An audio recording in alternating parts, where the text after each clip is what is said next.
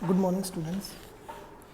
जैसा कि अभी हम बात करेंगे unit number 7 physiology and injuries in sports. इसके हम 2 पार्ट पढ़ चुके हैं। 2 पार्ट में हमने पढ़ा था कि फिजियोलॉजी क्या है, स्पोर्ट्स मेडिसिन क्या है and the factors of physiological factor determining the endurance, speed, strength and flexibility. ये 4 हमने कंपोनेंट्स पढ़े थे। उसके बाद हमारा आता है नेक्स्ट, इसके अंदर पॉइंट जो है वो हमारा आता है effects of exercises on cardio respiratory system. इसके ऊपर भी हम बात कर चुके हैं। आफ्टर दैट हमारा पॉइंट आता है कि effects of exercise on muscular system. कौन कौन सी एक्सरसाइजेज हैं जो हमारे मस्कुलर सिस्टम को इफ़ेक्ट करती है। So first of all gain in strength. Muscular exercises हम करेंगे तो हमारी स्ट्रेंथ गेन होगी। जनरल सी बात है, ये बहुत सिंपल से आपके पास टॉपिक्स हैं। ज़रूरी नहीं है कि जो वहाँ पे आपको जो नोट्स के अंदर जो टॉपिक जो पॉइंट मिलता है आप उसी को वापस रिपीट करो। आपके जो माइंड के अंदर लगता है कि आपको कि मस्कुलर सिस्टम को इंक्रीज़ करने के लिए हम और किस तरह के पॉइंट्स इसके अंदर अपने व्यूज़ रख सकते हैं, तो वो भी आप इसके अंदर लिख सकते हो। तो first of all gain in strength. Generally हम बात करें कि मस्कुलर सिस्टम की अगर हम एक्सरसाइज करेंगे तो हमारी स्ट्रेंथ गेन होती है।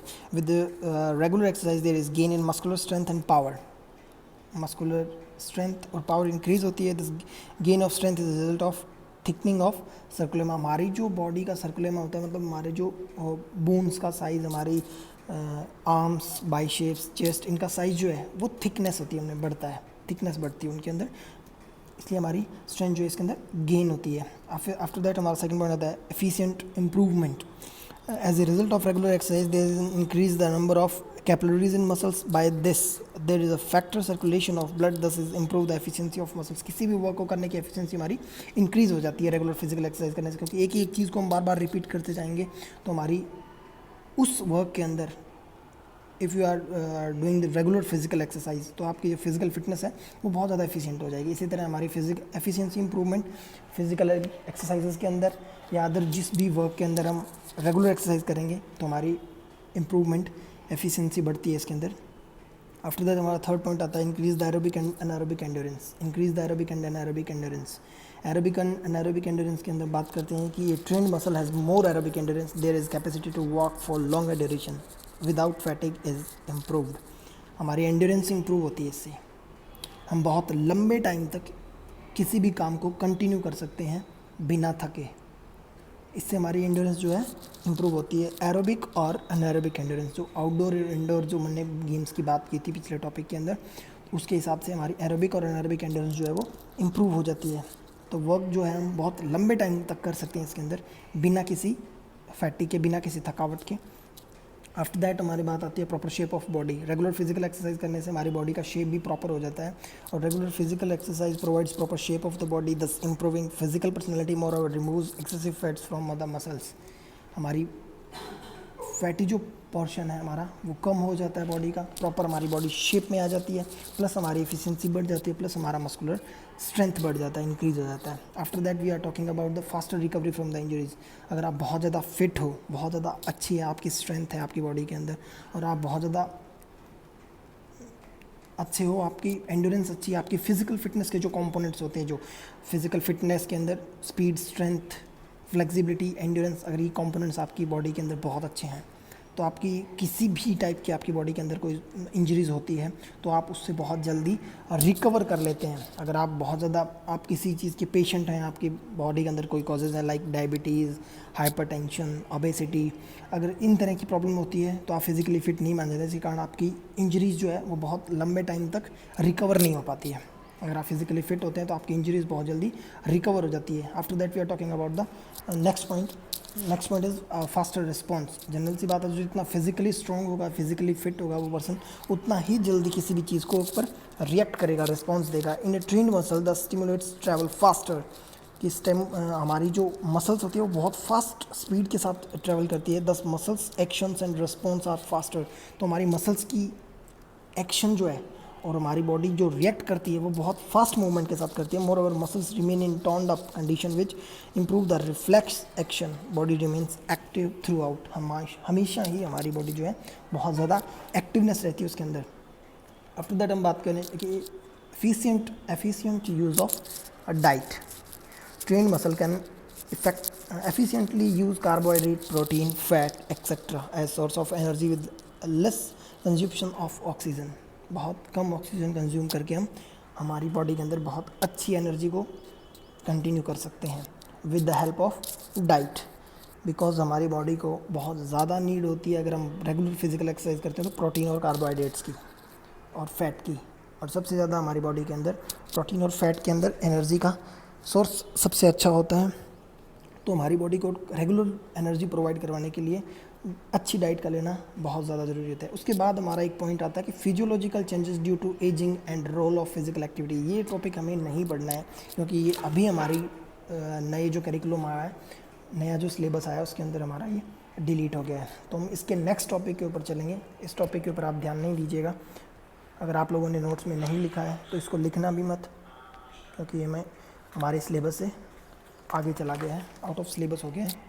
सो नेक्स्ट हमारा वापस जो हमने स्पोर्ट्स मेडिसिन स्टार्ट होते ही चैप्टर की एक डेफिनेशन पढ़ी थी कि what do you mean by sports medicine. So now we are talking about again about the sports medicine कि concept of sports medicine is also known as, जैसे हमारा first aid होता है that's like a sports medicine. First aid के अंदर पता है आपको इमीडिएट किसी भी पर्सन को हम ट्रीटमेंट या रिकवर करने के लिए ट्रीटमेंट देते हैं, वापस ट्रैक पे आने के लिए उसको कोई ट्रीटमेंट देते हैं, टेम्प्रेरी जो ट्रीटमेंट देते हैं उसको हम फर्स्ट एड बोलते हैं। तो ये स्पोर्ट्स मेडिसिन भी उसी का एक पार्ट है कि sports medicine is also known as exercise medicine. It is the branch of medicine with deal with the diagnose, treatment and prevention from injuries related to sports. According to sports आपकी injuries को prevent करने के लिए। Then it includes the assessment and management of patient with musculoskeletal injuries and muscles के ऊपर जो injury होती है उसके अंदर and medical problems arising from supporting activity. Sports physician possess the expertise in general medicine and rehabilitation along with the nutrition, biomechanics, exercise, physiology, psychology etc. ये किसी भी तरह की हमारे बॉडी के ऊपर जो इंजरी होती है स्पोर्ट्स के अंदर, जो फिजिशियन होते हैं वो ग्राउंड के ऊपर रहकर ही उस चीज़ को प्रिवेंट करने के लिए उसका ट्रीटमेंट करते हैं। That's like a sports medicine. So after that हमारा नेक्स्ट पॉइंट आता है इसके अंदर फर्स्ट एड। फर्स्ट एड की जैसे मैं आपको डेफिनेशन बता सकता हूँ, first aid is the immediate and temporary care given to the victim. जो विक्टिम को टेम्परेरी और बहुत फास्ट जल्दी से इंजरी होने के तुरंत बाद जो हम उसको ट्रीटमेंट देते हैं प्रिवेंट करने के लिए, रिकवर होने के लिए, वो हमारा फर्स्ट एड होता है। The first objective is to save life. इसका फर्स्ट जो ऑब्जेक्टिव है वही उस स्पोर्ट्स पर्सन की, उस नॉर्मल पर्सन की लाइफ को बचाना होता है। सो हम आगे बात करेंगे objectives of first aid. First aid के ऑब्जेक्टिव्स, सबसे पहले इमीडिएट एड, जो हमने हमारी डेफिनेशन के अंदर जो आ रहा है इमीडिएट एड, वही हमारा फर्स्ट ऑब्जेक्टिव है immediate aid. If possible the first aid should be provided immediately. जितना जल्दी हो सके हमें इमीडिएटली उसको प्रोवाइड करवाना चाहिए first aid. At this time we should not think about useless things. हमें किसी भी नेगेटिव थिंकिंग के बारे में, इस बारे में नहीं सोचना चाहिए कि हम किसी भी पर्सन को इंजरी होने के बाद हम उसकी तरफ देखते हैं, ना कि उसका ट्रीटमेंट करें। Time is very precious at the moment. ये जो टाइम होता है एक स्पोर्ट्स पर्सन के लिए ये बहुत ज़्यादा प्रेशियस टाइम होता है। So without wasting any time the decision should be taken. तो हमें बिना कोई अपना टाइम वेस्ट किए हमें डिसीजन लेना होता है, so that immediate aid may be given to the victim, ताकि हम उस पर्सन की लाइफ को सेव कर सकें, बचा सकें और उसको प्रिवेंट कर सकें। After that we are talking about this point number 7, think about ABC। ABC means airway, A means airway, B means breathing and C means circulation. तो हमें इन 3 चीज़ों में सबसे पहले हमें इन चीज़ों के बारे में देखना होता है कि एयरवे बहुत अच्छा होना चाहिए, यानी कि उसके आसपास का जो क्राउड होता है उसको क्लियर करके और विक्टिम को चारों तरफ से हवा लग सके। ब्रीदिंग, उसकी सांस को चेक करना चाहिए, प्लस उसका सर्कुलेशन कि प्रॉपर सर्कुलेशन हो रहा है या नहीं। आफ्टर दैट हम बात करें इस चैप्टर के बारे में कि इस टॉपिक के बारे में कि the person who provide first aid to the victim should think about ABC, airway, breathing and circulation, so that of all he should check the throat of the victim, हमें उस पर्सन का गला check करना चाहिए सबसे पहले अगर कोई विक्टिम होता है। रीज़न कि उसके गले में कोई ऐसी चीज़ नहीं चली गई हो जिसके कारण अगर हम उसको कुछ लिक्विड या कुछ ऐसा देते हैं जिसके कारण उसके पेट में चला जाए या उसकी वेन्स के अंदर फंस जाए, जिसके अंदर बहुत ज़्यादा प्रॉब्लम क्रिएट हो सकती है। He should unbutton the shirt of the victim, सबसे पहले हमें उसके अनबटन कर देना चाहिए उसकी शर्ट को, ताकि उसको बॉडी को थोड़ा रिलैक्स मिले, अच्छी हवा लगे। Then he should check up his respiration, और उसके बाद हमें उसकी रेस्पिरेशन मतलब उसकी सांस चेक करनी चाहिए। सो हम इसके अंदर ये वापस बात करें कि victim respiration is not running well, अगर नहीं चल रही अच्छी तो he should given him artificial breathing, तो हमें उसके लिए आर्टिफिशियल ब्रीदिंग का जुगाड़ करना चाहिए। After that the person giving first he should checkup his blood circulation, हमें ब्लड सर्कुलेशन का भी चेकअप करना था। For this purpose he should check his pulse rate, if his pulse is not failed by the first aider he should use cardiopulmonary respiration, CPR की हमें उसको जो mouth to mouth respiration होता है उसका यूज़ करना चाहिए। उसके बाद हमारा जो नेक्स्ट इसके अंदर सबसे इमीडिएट एड के अंदर जो सबसे पहले जो फर्स्ट एड के अंदर जो हमारा सबसे फर्स्ट कंपोनेंट होना चाहिए वो होना चाहिए हमारा stop bleeding. Stop bleeding is most important component of this objective. Stop bleeding.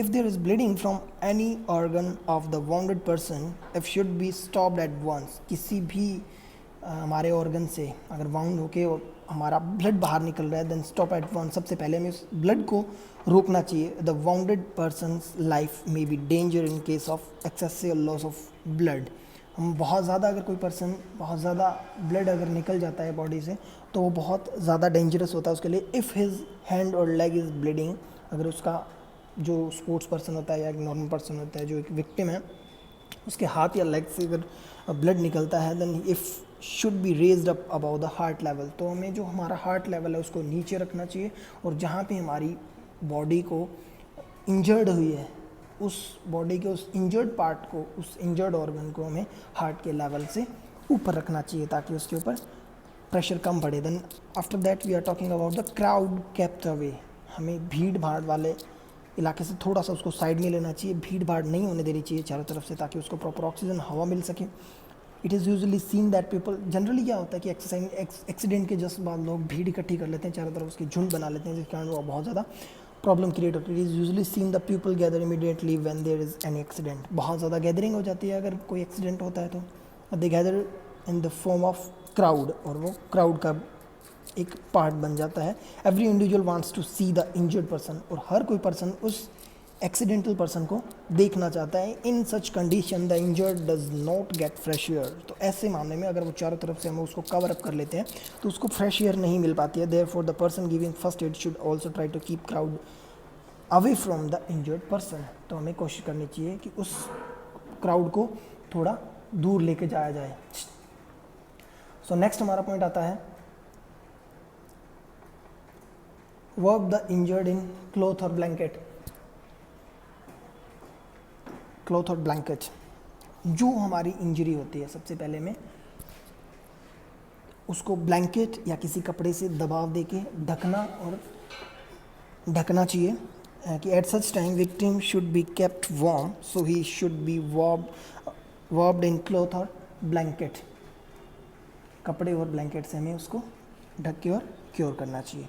Next हमारा आता है fluid should not be given to the unconscious person. सबसे इम्पॉर्टेंट कंपोनेंट है ये कि हम किसी भी पर्सन को गिरते ही सबसे पहले हम उसको पानी पिलाते हैं, लेकिन नहीं, हमें कोई भी लिक्विड एक इंजर्ड पर्सन को नहीं देना चाहिए, क्योंकि हो सकता है उसके मुंह के अंदर कोई ऐसी चीज़ हो जिसके कारण वो हम अगर उसको लिक्विड देते हैं तो जिसके कारण उसके वेन्स में चला जाए, थ्रोट में चला जाए या फिर उसको बहुत ज़्यादा प्रॉब्लम क्रिएट हो।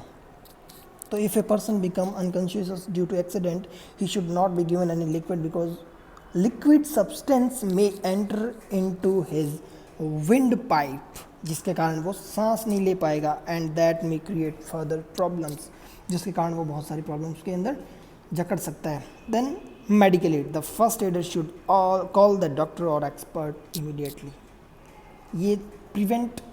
ये फर्स्ट एड देने के बाद उसे डायरेक्ट उसको कॉल करना चाहिए उसको डॉक्टर को और एक्सपर्ट को।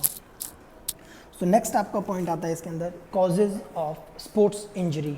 आपने आज तक बहुत सारे सब ये फर्स्ट एड, स्पोर्ट्स मेडिसिन, ये सब चीज़ें आपने काफ़ी बार पढ़ी होगी। ये बहुत इजी टॉपिक है, एक बार पढ़ने में समझ आने वाला टॉपिक है। फिर भी अगर आप लोगों को कोई प्रॉब्लम होती है तो मैं लाइव सेशन जब लूँगा तब आप उसमें मुझे अपनी प्रॉब्लम्स रख सकते हैं मेरे सामने। सो नेक्स्ट आपका पॉइंट आता है causes of sports injuries. So first, injuries के कॉजेज़ क्या हैं? अगर स्पोर्ट्स इंजरीज होती है तो उसके कॉजेज़ क्या हैं? तो फर्स्ट हमारा पॉइंट आता है लैक ऑफ फिटनेस। हमारी फिटनेस जो है वो कम हो जाती है। पुअर कंसंट्रेशन, कंसंट्रेशन बिगड़ जाता है हमारा। ओवर स्ट्रेस और टेंशन, हमारी बॉडी जो है ओवर स्ट्रेस हो जाती है और टेंशन इंक्रीज हो जाती है। Not performing warming up, not performing warming up before the activity is the main cause of injuries during the sports। ना करना, वार्म अप ना करना सबसे बड़ी इंजरी है during the sports. Equipment failure, बहुत अच्छी कंपनी के और बहुत अच्छे अगर इक्विपमेंट्स आपके पास नहीं होते हैं तो वो भी आपकी इंजरी का एक कारण बन सकता है। Faulty skill actions, player performing faulty skill action or unbalanced movement while playing, uncoordinated movements causes injury। ऐसी प्रॉब्लम्स भी हो सकती है, आपकी कॉजेज इंजरी भी हो सकती है अगर आपके पास स्किल्स जो है वो आप प्रॉपर अच्छी नहीं है तो। उसके बाद आपका आता है not following the rules according to rule. अगर हम किसी भी स्पोर्ट्स के अंदर पार्टिसिपेट नहीं करेंगे तो वो भी हमारी एक इंजरी का रीज़न हो सकता है। पुअर प्ले फील्ड, आपका प्ले फील्ड जो है, ट्रैकिंग एरिया जो है, स्पोर्ट्स ग्राउंड जो है वो अगर बहुत अच्छा नहीं है, बहुत ज़्यादा ख़राब है तो वो भी एक इंजरी का कारण होता है।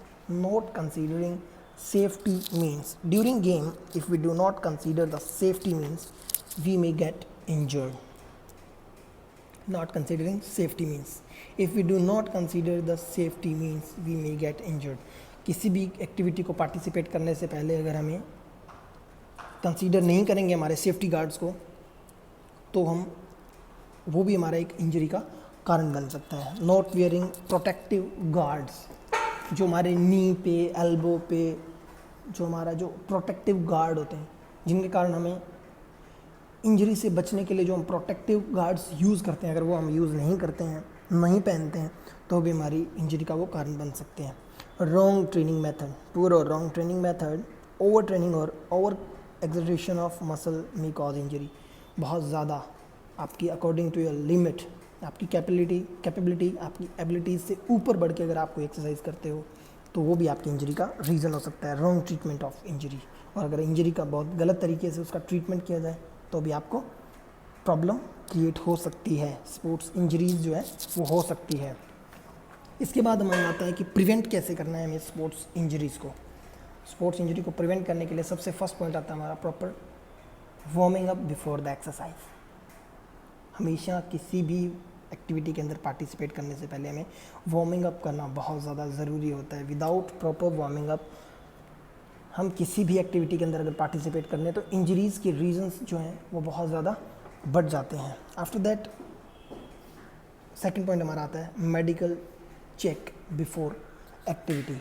The player should not properly medical checked up before physical activity related to previous injury, disease, physical fitness level, etc. They must be fit to participate in the activity। तो मेडिकल, हमें किसी भी activity में participate करने से पहले हमारी body की फिटनेस का चेकअप करवा लेना चाहिए कि हमें कितनी फिट हैं, कितना पार्टिसिपेट कर सकते हैं किसी भी एक्टिविटी के अंदर। सो आफ्टर दैट हमारा आता है प्रॉपर कंसंट्रेशन। अगर हमारा किसी भी फिज़िकल एक्टिविटी के ऊपर हमारा कंसंट्रेशन बहुत ज़्यादा अच्छा नहीं होता है तो हमें इंजरीज़ बहुत प्रॉब्लम क्रिएट कर सकती है, इंजरीज़ हो सकती है। अगर हमारा प्रॉपर कंसंट्रेशन जो है वो बहुत ज़्यादा अच्छा हो तो हम हमारी इंजरी से प्रिवेंट रह सकते हैं, बच सकते हैं या प्रिवेंट कर सकते हैं अपनी इंजरीज़ को। After that safety guards and check equipments, हमेशा अपने सेफ्टी गार्ड्स का यूज़ करना और इक्विपमेंट्स हमेशा चेक करते रहना इंजरी प्रिवेंशन का सबसे अच्छा कंपोनेंट है। आफ्टर दैट हम बात करें कि sufficient physical fitness. For the activities of physical education player should have sufficient level of physical fitness. The player should develop them through regular conditioning. Regular physical fitness की exercises करने से हमें बहुत सारी इंजरीज से हम प्रिवेंट रह सकते हैं. After that proper and safe environment, हम जहाँ पे पार्टिसिपेट कर रहे हैं अगर वो एनवायरनमेंट जो है वहाँ का बहुत ज़्यादा प्रॉपर हो और बहुत ज़्यादा सेफ हो तो हमें किसी भी तरह की कोई प्रॉब्लम नहीं होगी और हमें इंजरी से बचा जा सकता है. आफ्टर दैट हम बात करें गुड कोचिंग स्किल्स की. अगर हमारी स्किल जो है उसकी कोचिंग हम ले रहे हैं और बहुत अच्छे से, good coaching skill help to improve sports performance. जितनी ज़्यादा अच्छी आपके पास स्किल होगी आपकी परफॉर्मेंस उतनी ज़्यादा बूस्ट होती है, बढ़ाई जा सकती है. More over prevents player from accident और इंजरी, और ये हमें प्रिवेंट करता है एक्सीडेंट और इंजरी से. फॉलोइंग रूल्स एंड रेगुलेशंस, अगर हम किसी भी गेम का सही तरीके से उसके रूल्स एंड रेगुलेशंस फॉलो करते हैं तो भी हम इंजरी से बच सकते हैं. Controlling aggression and violence, aggression के ऊपर कंट्रोल करना बहुत इंपॉर्टेंट कंपोनेंट होता है एक, क्योंकि अग्रेशन ही सबसे बड़ा रीज़न बनता है स्पोर्ट्स इंजरीज़ का. So balance diet and good posture. Balance diet and good posture, आपकी बॉडी के ऊपर आपका खुद का कंट्रोल होना और आपकी बॉडी को बैलेंस करके रखना. Player should take balance diet according to activity needs moreover they should maintain good posture. Balance diet और गुड अच्छे पोस्चर, अच्छे चलना उठना बैठना दौड़ना, सारी पोजीशंस अगर आपकी बहुत अच्छी होती है तो आप अपने आप को बहुत ज़्यादा अच्छे से कंट्रोल कर सकते हैं. आफ्टर दैट हमारा आता है कि classification of sports injuries. Sports injuries की हम क्लासिफिकेशन की बात करेंगे कि सबसे पहले हमारा आता है कि sports injury, there are the types of injuries occur during participation in sports or games, training or competition. Injuries are very common word for the sports.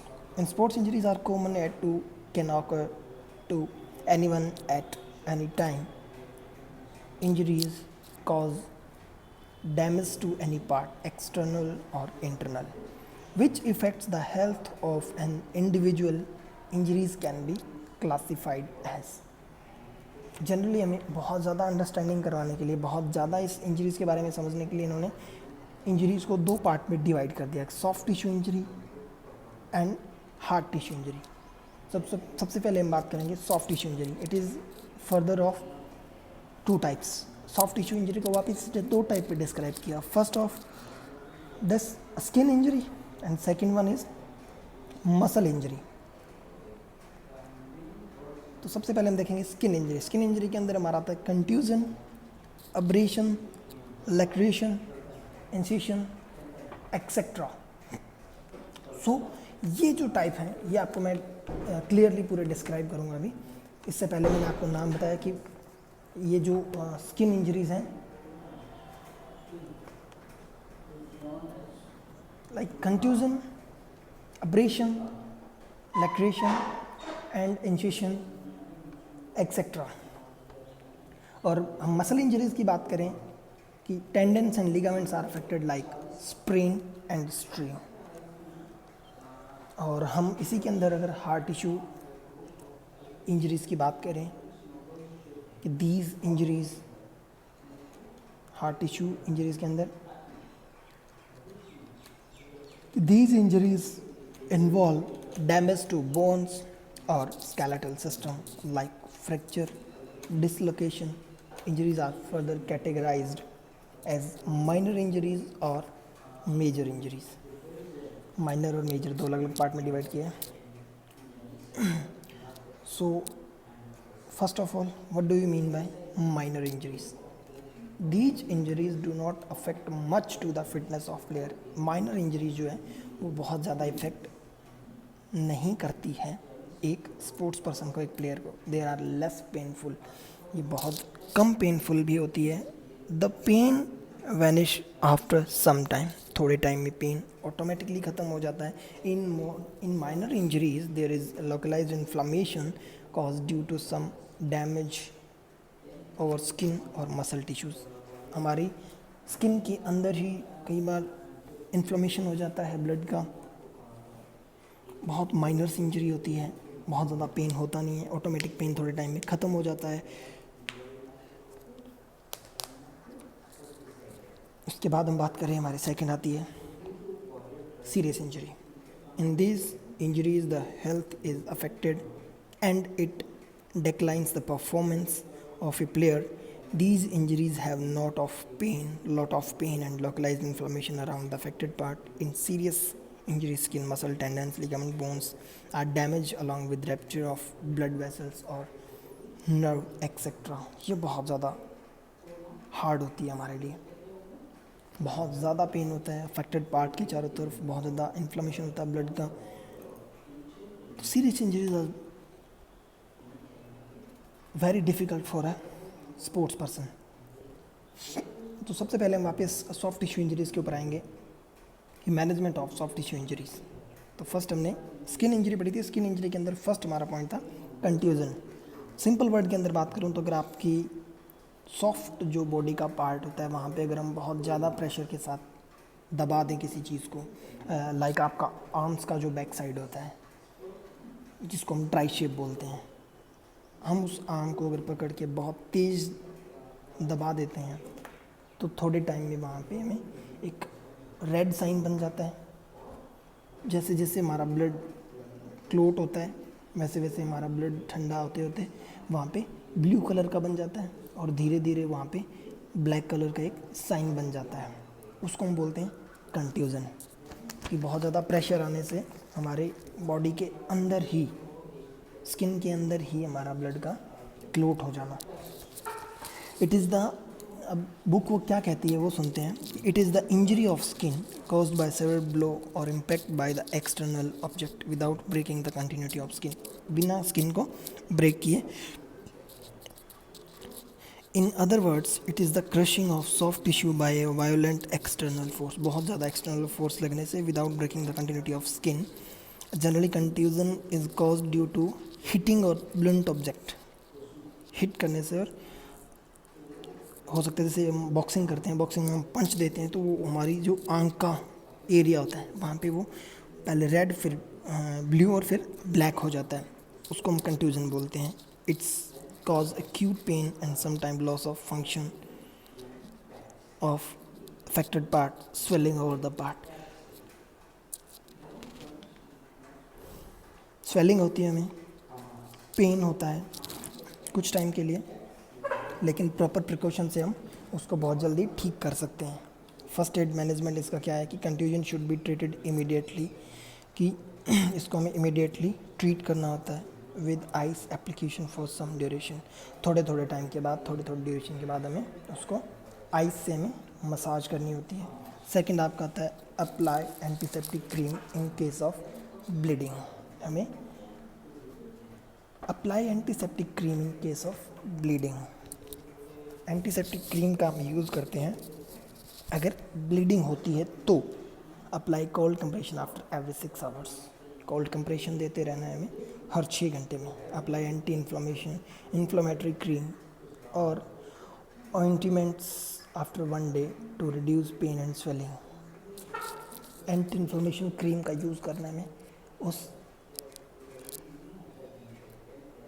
Affected part के ऊपर जिसके कारण उसको बहुत जल्दी प्रिवेंट किया जा सके. After 2 days massage should be done over the affected part two reduce swelling. Swelling को रिड्यूस करने के लिए 2 दिन के अंदर हमें उसके ऊपर मसाज करनी होती है. तो नेक्स्ट अपनी सेकंड जो स्किन इंजरी है वो है अब्रेशन. अब्रेशन का मतलब होता है जैसे ही हम गिरते हैं, गिरते ही जो हमारे एल्बो, हमारे नीज जो छिल जाते हैं, दैट्स लाइक छिलना मतलब अब्रेशन. जहाँ पे बहुत ज़्यादा खून नहीं आता है लेकिन थोड़ा थोड़ा खून आता है तो उसको हम अब्रेशन बोल सकते हैं. It is injury on the surface of the skin. ये इंजरी जो है स्किन के बिल्कुल सरफेस पे होती है. In this injury skin is scraped by friction. Friction घिसने से हमारी इंजरी जो है ये स्क्रैप हो जाती है. It causes severe pain and sometimes bleeding over affected part.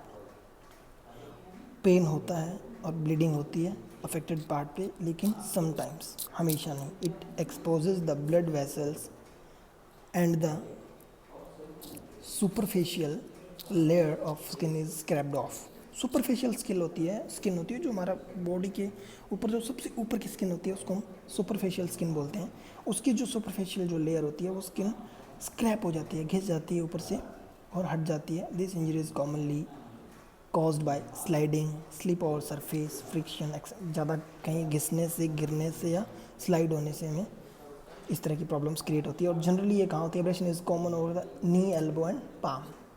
क्योंकि हम जब भी गिरते हैं सबसे पहले हमारी ज़मीन पे हमारी घुटने, हमारी कोहनी और हमारी हथेलियाँ टच होती है, तो वहीं पे हम एब्रेशन की प्रॉब्लम होती है। तो फर्स्ट एड क्या है इसका? अवॉइड फर्दर फ्रिक्शन से अवॉइड करना चाहिए हमें इसको प्रिवेंट करने के लिए। Clean the part with some antiseptic cream. जहाँ पे हमें एब्रेशन हुआ है उस पार्ट को हमें एंटीसेप्टिक क्रीम से वॉश कर लेना चाहिए, क्लीन कर लेना चाहिए। Wash it properly with shop of prevent infection को प्रिवेंट करने के लिए उसको सॉप से क्लियर कर लेना चाहिए। आफ्टर दैट हम बात करें, नेक्स्ट हमारा आता है स्किन के अंदर लैक्रेशन एंड इंसिशन। लैक्रेशन एंड इंसिशन बहुत ज़्यादा हैवी जो इंजरी होती है वो ये होती है स्पोर्ट्स के अंदर। तो the laceration and incision injuries are considered as wound. Skin के ऊपर खड्डा कर देना, स्किन का फट जाना। Laceration is the type of wound that happens when soft tissues in the body are torn. It is often caused by blunt object and is deep as a result in the outlet of internal organs. Direct internal organ को effect करती है, बहुत ज़्यादा blood आता है, कटना फटना जो होता है वो इंसिशन और लैक्रेशन के अंदर होता है। फिर भी उसको आपको और ज़्यादा अच्छे तरीके से अंडरस्टैंडिंग के लिए एक बार आप लैक्रेशन एंड इंसिशन की गूगल पे जाके आप पिक ज़रूर देख लेना, आपको एक बार में समझ में आ जाएगा। जैसे हमारा ब्लेड होता है जो, उससे हमें अगर कट लग जाता है तो हमारी स्किन जो है वो दो पार्टीशन में डिवाइड हो जाती है, तो बीच में हमारे लेयर बन जाती है। इस तरह से हमारी अंदर से बोन दिखने लग जाती है, कई बार हमारी बोन जो है वो खिस के बाहर आ जाती है। ये सारे लैक्रेशन एंड इंसिशन के अंदर होता है। Incision is a type of wound which is caused by the sharp edge object such as knife, razor etcetera. Incision के अंदर हमें कट लग जाता है नाइफ से, रेजर से, चाकू से, जिसके कारण हमारे समटाइम्स द आर्टरीज और वेन्स में भी कट, और बहुत बार हमारी आर्टरीज और जो वेन्स होती है वो भी कट हो जाती है। Blood usually comes out freely from incision. बहुत ज़्यादा मात्रा में, बहुत फ्रीली इंसिशन से हमारे ब्लड निकलता है। In laceration and incision injured there is bleeding from the affected part. और दोनों में बहुत लॉट ऑफ ब्लड जो है वो हमारे इंसिशन और लैक्रेशन से निकलता है। तो फर्स्ट एड की बात करें हम, तो सबसे पहले clean the surface of the affected part by antiseptic. जो भी एंटीसेप्टिक होती है उससे हमें सबसे पहले अफेक्टेड पार्ट को साफ़ करना चाहिए। सेकंड आपका आता है स्टॉप ब्लीडिंग। सबसे पहला रीज़न ही हमारा यही होना चाहिए कि हमें सबसे पहले ब्लड को स्टॉप करना होता है, जिससे भी हमारे साथ पॉसिबल हो सके। Stop bleeding at the earliest bye comparison और बाय प्रेसिंग और पुट कंपैरिजन बैंडेजेस। बैंडेज से या कंप्रेशन से या दबाव से किसी भी तरह से हमें उसका ब्लड जो है वो स्टॉप करना होता है, रोकना होता है। Covering the affected part with the medicinal cotton bandage और apply band-aid. Cover the affected part with medical cotton. Affected part को मेडिकल कॉटन से या बैंडेज से हमें कवर करना होता है। इसके बाद हमारा आता है कि रिपीट ड्रेसिंग और padding over the wound. Bar bar repeat करते रहना चाहिए हमें, जहाँ पे हमारे इंजरी होती है वहाँ से ड्रेसिंग को। If bleeding continue then apply further pads और ड्रेसिंग। अप्लाई आइस और cold compression for some time. थोड़े टाइम के लिए हमें आइस और कोल्ड कंप्रेशन का यूज़ करना चाहिए। रीज़न क्योंकि वो हमारे ब्लड की सर्कुलेशन को कम कर देता है, ठंडा कर देता है, जिस कारण हमारे ब्लड का सर्कुलेशन कम होने से हमारी बॉडी के अंदर से ब्लड जो है कम बाहर निकलता है। इसके बाद हमारा आता है if injury is deep go for stitches at the earliest. और बहुत ज़्यादा इंजरी डीप होती है तो हमें सबसे पहले हमें स्टिचेस के लिए जाना चाहिए। Avoid infection by putting medicinal cream over it. Avoid infection by putting medical cream over it. Medical cream का यूज़ करना चाहिए इन्फेक्शन ना होने के कारण, ना होने के लिए, ताकि कि हमारी बॉडी के अंदर कोई इन्फेक्शन नहीं बन जाए। आफ्टर दैट हम बात करें, care should be taken till the injury is totally healed up. और तब तक, जब तक वो पूरी तरह से ठीक नहीं हो जाती है, तब तक हमें उसकी केयर करते रहना चाहिए। उसके बाद हम बात करेंगे, हमारा सेकंड जो पार्ट था सॉफ्ट टिश्यू इंजरी के अंदर, वो था मसल इंजरी। मसल इंजरी के अंदर जो हमारा आता है, सबसे पहले आता है क्रैम्प। मसल्स के अंदर खिंचाव आना, वो होता है क्रैम्प। क्रैम्प इज़ सबसे पहले हम पढ़ेंगे स्ट्रेन। स्ट्रेन का मतलब होता है, this injury is also named as muscle pull. Muscle का पुल हो जाना बहुत माइनर इंजरीज होती है जो बहुत कॉमन है स्पोर्ट्स के अंदर। It is the injury of muscle which is caused by the over stress और ओवर स्ट्रेचिंग। बहुत ज़्यादा खींचने से, हमारी बॉडी के ऊपर बहुत ज़्यादा दबाव देने से या बहुत ज़्यादा स्ट्रेच कर देने से हमारी बॉडी के अंदर कुछ टेंडेंस जो हैं वो खिंच जाते हैं, टूट जाते हैं, जिनके कारण हमें बहुत पेन होता है। ओवर स्ट्रेस और ओवर स्ट्रेचिंग ऑफ मसल्स और टेंडेंस और due to violent pull. In other words, this is caused by the violent stretch. बहुत ज़्यादा वायलेंट तरीके से स्ट्रेच करने से of muscle beyond its normal limit. जो हमारी एक नॉर्मल लिमिट होती है, उससे आगे बढ़ के अगर हम हमारी बॉडी को स्ट्रेच करते हैं तो ये प्रॉब्लम हो सकती है। In strain injuries muscle fibres get damage. जो हमारे मसल फाइबर होते हैं वो डैमेज होते हैं इसके अंदर। ये इंजरी हमें दिखती नहीं है किसी भी कंडीशन में, लेकिन पेन होता है और महसूस होती रहती है। It causes acute pain around the affected part, loss of functions of injured muscle, local inflammation, swelling over the affected part. Swelling हो जाती है और ये इंजरी हमें दिखती नहीं है, बहुत सारी प्रॉब्लम्स क्रिएट करती है इंजरीज हमारी स्पोर्ट्स के अंदर। तो फर्स्ट एड की अगर हम बात करें तो सबसे पहले इसके अंदर आता है कि रेस्ट टू प्लेयर। वैसे इसके अंदर एक राइजर, RICER, एक फर्स्ट एड का एक फॉर्मूला है RICER, जिसको हमें यूज़ करना चाहिए। So first of all, R का means rest, I mean compression, C का मतलब होता है इसके अंदर I का मतलब, R का मतलब रेस्ट, I का मतलब आइस, C का मतलब कंप्रेशन, E का मतलब एलिवेशन एंड R का मतलब रिहेबिलिटेशन, ठीक करने के लिए इसको। ये 5 तरीके के अगर हम वर्ड, 5 तरीके के इस फार्मूले को अगर हम यूज़ करते हैं तो हम हमारे अफेक्टेड पार्ट को बहुत जल्दी ठीक कर सकते हैं। पहले आपका आता है कि rest to player and completely restrict the movement of affected part. हमारी बॉडी को रेस्ट देना चाहिए, कम्प्लीटली रिस्ट्रिक्ट कर देना चाहिए हमारे मूवमेंट, जहाँ से हमें इफ़ेक्ट किया है उस पार्ट को बिल्कुल मूवमेंट बंद कर देनी चाहिए। इमीडिएटली अप्लाई कोल्ड कंप्रेशन, फटाफट हमें कोल्ड कंप्रेशन अप्लाई करना चाहिए और ice over the affected part. और आइस जो है उस अफेक्टेड पार्ट को किसी कपड़े में लपेट के और उसके ऊपर कंटिन्यू प्रेशर करके रखना चाहिए part two stop internal bleeding, ताकि उसका इंटरनल ब्लीडिंग जो निकलता है वो रुक जाए। Repeat the process for several time after some intervals. थोड़े थोड़े इंटरवल के बाद हमें उसको कंटिन्यू करना चाहिए बहुत टाइम तक। इसके बाद हमारा आता है नेक्स्ट इसके अंदर कि evaluate the affected part above the level of heart by support. Evaluate the affected part above the level of heart by support. उसको हमें एलिवेट करना चाहिए, जिस पार्ट में हमें स्ट्रेन हुआ है उस पार्ट को हमें हमारे हार्ट के लेवल से उससे ऊपर लेना चाहिए, ताकि हमारा इंटरनल ब्लीडिंग जो है वो रुक जाए बहुत जल्दी। तो राइज़र और प्राइज़र पर अब राइज़र के आगे हमने एक वर्ड और यूज़ कर सकते हैं, अगर इसको 6 करना हो तो इससे राइज़र से आगे हम P लगा सकते हैं। प्राइज़र मतलब P मतलब प्रोटेक्शन, R मतलब रेस्ट, I मतलब आइस, C मतलब कंप्रेशन, E मतलब एलिवेशन, R मतलब रेस्ट या रिहेबिलिटेशन। तो सेकंड हमारा इसके अंदर जो इंजरी आती है, मसल जो इंजरी आती है वो हमारी आती है sprain. In this injury of ligament, ये हमारे लीगामेंट की इंजरी होती है, और torn ligament around the joints. बहुत ज़्यादा स्ट्रेच हो जाने से हमारे लीगामेंट के अंदर ये स्प्रेन हो सकता है। और लीगामेंट हमारे होते हैं एल्बोज और नीज़ पे सबसे ज़्यादा।